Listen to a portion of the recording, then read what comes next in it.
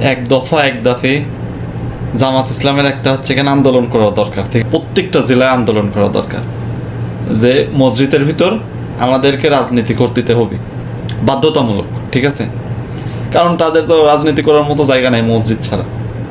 ঠিক আছে, আর যদি রাজনীতি করতে না দেওয়া হয় মসজিদে কিন্তু কোরআন তেলাওয়াত করা যাবে না।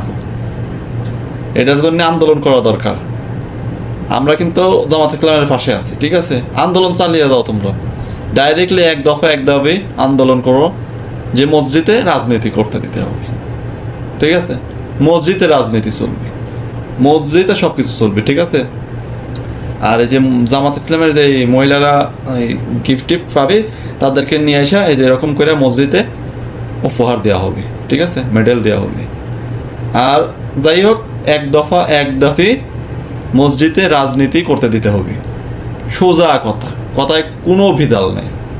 ঠিক আছে, মসজিদে রাজনীতি চলবে, অন্য কোথাও রাজনীতি চলবে না। আমরা যাবো কোথায়? আমরা জামাত করি, মসজিদে ছাড়া আমার কোনো জায়গা নেই, মসজিদেই দিতে হবে রাজনীতি করতে। ঠিক আছে, মসজিদে রাজনীতি চলবে, অন্য কোথাও না। তাছাড়া কিন্তু কোরআন তেলাওয়াত করা হারাম। মসজিদে যদি রাজনীতি করতে না দেওয়া হয় তাহলে কোরআন তেলাওয়াত কিন্তু হারাম। ঠিক আছে, ধন্যবাদ।